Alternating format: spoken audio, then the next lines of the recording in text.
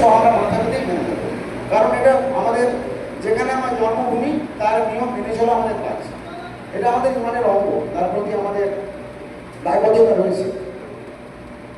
কিন্তু sir sir একটা কথা বলে গেলেন যে সার্টিফিকেট দেওয়া হবে এবং যে গভর্নমেন্ট রেজিস্টার্ড স্লটার হাউসে, সেটা হলো কলকাতা বলছেন না।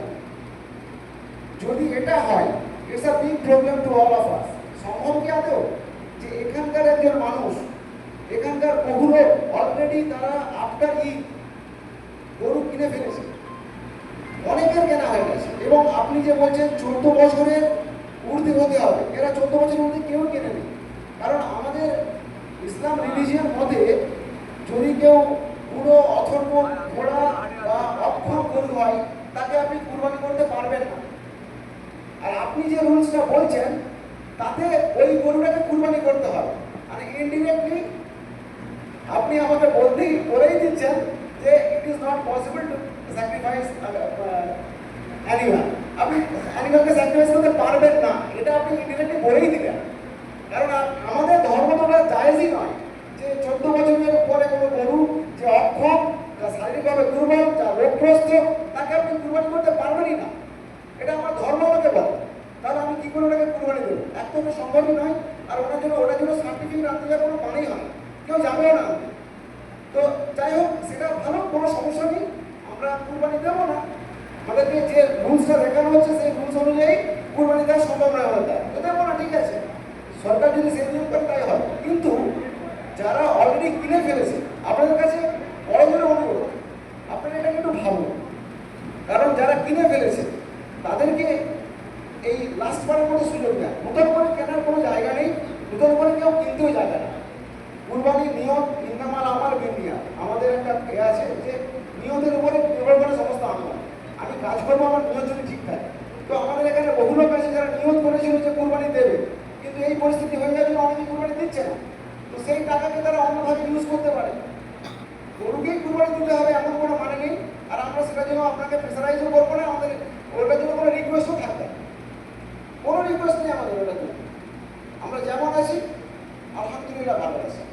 কিন্তু যারা অলরেডি কিনে ফেলেছে, আপনারা এটার জন্য একটু ভাবেন, এটার জন্য আপনাদের একটু সদর্থক চিন্তা ভাবনা, পজিটিভ একটু থিঙ্কিং আই থিঙ্ক আপনারা নেবেন, যাতে এটা হয়ে যায়। এবং অবশ্যই রাস্তায় বা এখানে ওখানে কোনো জায়গায় কুরবানি করা যেটা একেবারেই অনুচিত, গোপনে ঘিরে যেমনভাবে আপনাদের রুলস আছে প্রিভিয়াস ইয়ারগুলো তো ছিল, সেভাবেই করা হবে। কিন্তু ওই একটাই অনুরোধ, যারা কিনে ফেলেছে তাদেরকে একটা সুযোগ দিয়ে দেন। কারণ ওনারা যদি আবার যার কাছে কিনেছে তাকে ফেরত দিতে যায়, একটা ক্যাওস হবে। আবার যদি ধরুন, আবার কেউ বলতে পারে যদি কাউ কেনে, মানে যদি কোনো গরু কেনে যে গাই গরু, মানে পালন গরু, এটা কথা উঠতে পারে। কিন্তু যারা গাই গরু কিনেনি, যারা অক্স বা বুল কিনেছে, বলদ কিনেছে, ষাঁড় কিনেছে, তাদেরকে তো কোনো কাজেই লাগাতে পারবে না। তাহলে কি রাস্তায় রাস্তায় ছেড়ে দেবে? এরকম যদি সবাই ছাড়তে থাকে, সেটাও তো একটা প্রবলেমের ব্যাপার। এই জন্য আপনাদের কাছে আমাদের অনুরোধ, আপনারা এবছরে এটাকে মার্সি করুন। আর নেক্সট ইয়ার থেকে তো কোনো সমস্যাই নেই। আর ফার্স্ট টাইম যখন we face this problem, definitely next ইয়ারে আমরা এটাতে যাবোই না, এই ঝুঁকি নেবই না। কিন্তু এই বছরটা আপনাদের কাছে অনুরোধ, আপনারা এটা একটু ব্যবস্থা করুন। That's all, thank you. নমস্কার, আমি আইনজীবী অ্যাডভোকেট শেখ সাজিস। আমি শান্তিপুর দক্ষিণপাড়া থেকে আসছি। আমি গরুটা কিনেছিলাম, মানে আমি আমার নিজের কথা বলেই সবার কথাটা বলে দিচ্ছি। আমি গরু কিনেছিলাম ভোট হওয়ার অন্ততপক্ষে 2 সপ্তাহ আগে। ভোটের রেজাল্ট এবং তারপরে আপনার কথা অনুযায়ী বা আমাদের সবার জানা আছে 13/5 আমাদের একটা নির্দেশিকা আসে। আমি 13/5 নির্দেশিকার পরে পরপর 2 দিন কোলাঘাট পুলিশ স্টেশনের ওসিকে ডিরেক্টলি নিজে থেকে ফোন করি জানার জন্য যে এই আইনের পরে আমরা কি করতে পারি। উনি আমাকে দুবারই বলবো না, উনি আমাকে দুবারই বলেন যে আমাদের কাছে কোনো আপডেট নেই। এসডিপিও স্যারের সাথে কথা বলতে হবে, কোনো আপডেট নেই। আমি ওনার কথা মেনে নিই। তো তারপরে উনি আমাকে ইনভাইট করেন আজকের এই প্রোগ্রামের জন্য, যে আপনি ওখানে গিয়ে জেনে নেবেন। আমি আজকে এখানে জানতে এসেছি, আমার জানা হয়েছে, এবং আমরা সবাই যারা এখানে আছি, যারা মুসলিম ধর্মাবলম্বী লোকী মানুষ বা যারা আমরা একটু জানি তারা আমরা সবাই মাথা পেতে দিচ্ছি যে আজকে আমাদের যে নির্দেশিকা এসেছে, যে গাইডলাইন এসেছে, যেটা 1950 সালে ছিল, সেটা এতদিন কার জন্য বলবৎ হয়নি, কি হয়নি, কিছু আমার জানার দরকার নেই। আজকে বলবৎ হয়েছে মানে আমরা মানতে পারি। আর আমরা একটু উনি কেউ একজন আগে বলে গেছিলেন যে আপনারা কি খুব ভীত সন্ত্রস্ত হয়ে আছি। বিশ্বাস করুন, একটু ভীত সন্ত্রস্ত হয়ে নেই আমরা, একটু ভীত সন্ত্রস্ত হয়ে নেই। আমরা খুব ভালো আছি, ঠিক আছে। আর পুলিশ প্রশাসনের সবার সাহায্য পেয়েছি, পাচ্ছিও। কিন্তু স্যারের কথা অনুযায়ী টেনে বলছি যে আমি যে গরুটা কিনে এনেছি, আজকে সেই গরুটা আমার বাড়িতে আছে, লালন পালন করছি। এটাও আমাদের একটা নিয়তের মধ্যেই পড়ে যে আমরা গরুটাকে লালন পালন করে সুস্থভাবে ভালোভাবে রাখবো, তারপরে তাকে উৎসর্গ করবো। এটা আমাদের একটা নিয়ত, এটা আমাদের কাছে পড়ে। তো আমরা সেই জন্যই 2 মাস আগে থেকে কিনি গরুটা। এবার আমরা কিনে ফেলেছি। আমি যে মালিকের কাছ থেকে কিনেছি তাকে আমি অনেকবার রিকোয়েস্ট করেছি যে আপনি 2000 টাকা কম নিন, মানে আপনি নিয়ে নিন 2000 টাকা, 3000 টাকা নিয়ে নিন, কিন্তু আমার কাছ থেকে গরুটা নিয়ে নিন, আপনি পালন করুন আমার গরুটাকে। উনি ডিনাই করছেন, করবো না।